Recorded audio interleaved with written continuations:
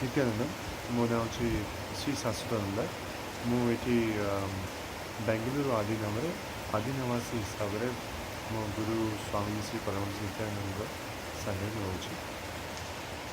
नित्यानंद आश्रम कहने ठीक हम तो मु शेयर करी से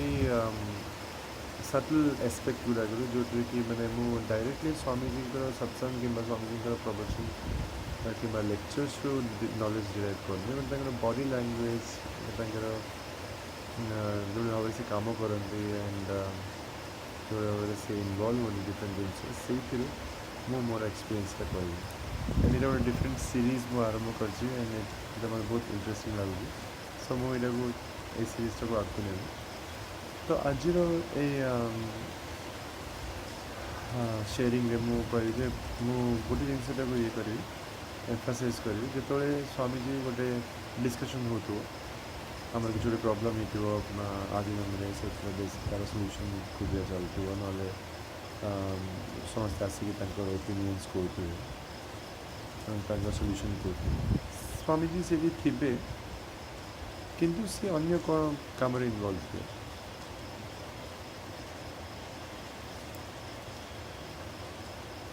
तो बहुत टाइम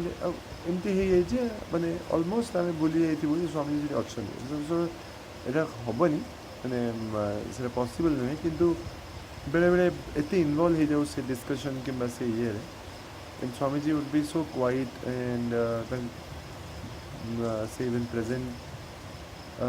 थे किंतु बिल्कुल भी किसी गुरु टाइम रे बिल्कुल फील हेनी मु तो बेले बेले एमती लगे मत से बसते एंड आमर फोटो रखा हो जब स्वामीजी बेले बेले नथिबे तो सत्संग टाइम सिंहासन गोटे फोटोटे रहे स्वामीजी तो मोस्ट ऑफ द टाइम स्वामीजी भी एत स्टिल था मत फील हुए स्वामीजी बस फोटो आज फॉर सम टाइम तो बेले बेले से हुए तो स्वामीजी बसते एंड आम डिस्कसन करते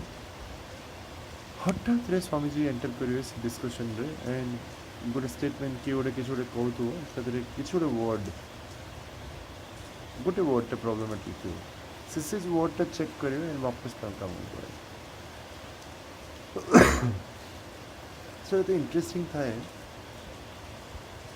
मैंने मुझे देखनी यहाँ एमती जड़े ये करे मैंने एत मल्टीपल एक्टिविटीज जड़े अवेयर रहा एंड दैट टू एत स्पॉन्टेनियसली से जिनस से करेंगे एंड वापस चली जाए से आप डिनाए करेंगे कहे हाँ ना से शुणुले कि मुझे खाली गोटे जिन कहूँ जी कम सी एक्टिविटी थे यहाँ सी यह नहीं सी जो मैंने अन्य एक्टिविटी थे से भी से इनवल्व थे एंड से भी से जिन नहीं कहे से कहते ना मुझे कौन कहते समझ शुण नी ना से जी परसेंट मैंने मुझे 100% से जी अवेयर से रही थी इनवल्व थे एपटे से इनवल्व थे ना एत एक्यूरेटली एत प्रम्प्टली एत स्पॉन्टेनियसली जड़े गोटे जिनस एंटर कर इंटरफेयर कर इंटरफेयर करके वापस से बड़े इंटरेस्टिंग सो एक गोटे सटल जिनस गुड़ाक मुझे शेयर कर चली तो बहुत इंटरेस्टिंग फिनोमिना स्वामीजी विषय आज ये तो धन्यवाद देखिए नित्यानंदम।